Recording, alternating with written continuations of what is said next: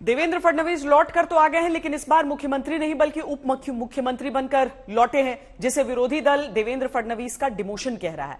लेकिन वो महाराष्ट्र के पहले मुख्यमंत्री नहीं है जो किसी दूसरे मुख्यमंत्री के मंत्रिमंडल का हिस्सा बने। शिवाजीराव नीलांगेकर जून 1985 से मार्च 1986 तक महाराष्ट्र के मुख्यमंत्री थे। इसके बाद वो 1999 में विलासराव देशमुख सरकार में रेवेन्यू मिनिस्टर बने। नारायण राणे बीजेपी शिवसेना गठबंधन की सरकार में 1 फरवरी 1999 से 17 अक्टूबर 1999 तक मुख्यमंत्री रहे और बाद में कांग्रेस की सरकार में कैबिनेट मंत्री रहे। कांग्रेस के अशोक चव्हाण 2008 से 2010 के दौरान मुख्यमंत्री रहने के बाद 2019 में महाविकास अघाड़ी सरकार में कैबिनेट मंत्री बने और अब 2014 से 2019 तक मुख्यमंत्री रहे देवेंद्र फडणवीस शिंदे सरकार में डिप्टी सीएम का पद संभाल चुके हैं।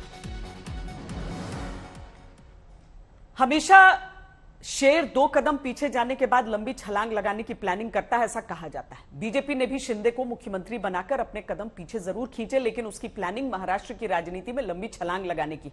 बीजेपी के इस त्याग की इनसाइड स्टोरी क्या है, यह आपको बताते हैं। बीजेपी सूत्रों ने आज तक को बताया है कि बीजेपी उद्धव ठाकरे को यह कहने का मौका नहीं देना चाहती थी कि शिवसेना को बीजेपी ने धोखा दिया।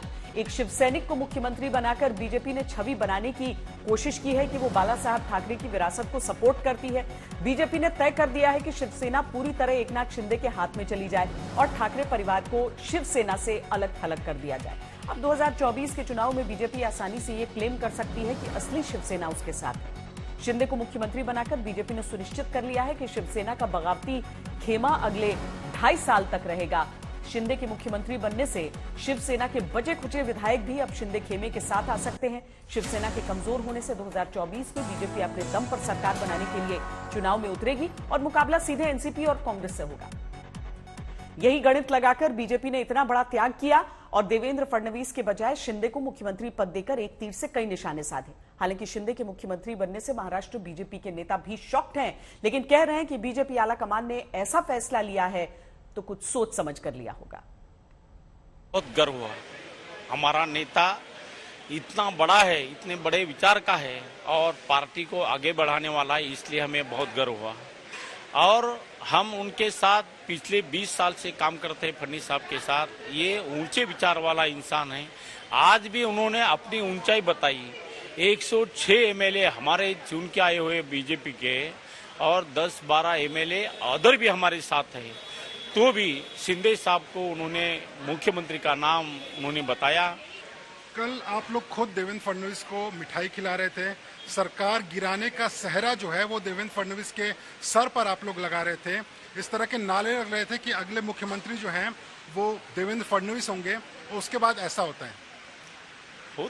लगता है किसको भी अपना बच्चा आगे जाना, किसी बाप को लगता है, किसी भाई को लगता है, किसी मित्र को लगता है, मगर उनकी सोच हमारे सोच से भी आगे है, इसलिए ये उन्होंने किया है। सच्चाई है, निराशा तो हुई।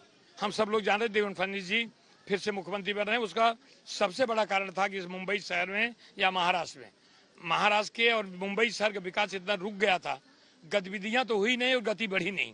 तो एक बड़ी उम्मीद थी लोगों की, सबको उम्मीद थी। लेकिन मैं फिर कह रहा हूँ कि मैं भारतीय जनता पार्टी का एक सामान्य कार्यकर्ता हूँ। भारतीय जनता पार्टी का अगर इतना बड़ा नेतृत्व, इतनी बड़ी संख्या होने के बावजूद भी अगर ये निर्णय लिया है तो भारतीय जनता पार्टी को सोच समझ के निर्णय लिया होगा।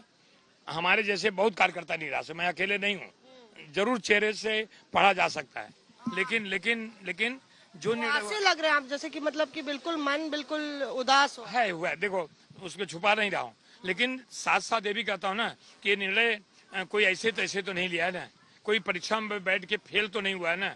ये निर्णय तो हमारा भारतीय जनता पार्टी के शीर्ष नेतृत्व लिया, आदरणीय प्रधानमंत्री जी लिया होगा, आदरणीय गृह मंत्री लिया, आदरणीय। हवा नहीं थी इसके बारे में? हवा तो बिल्कुल नहीं थी।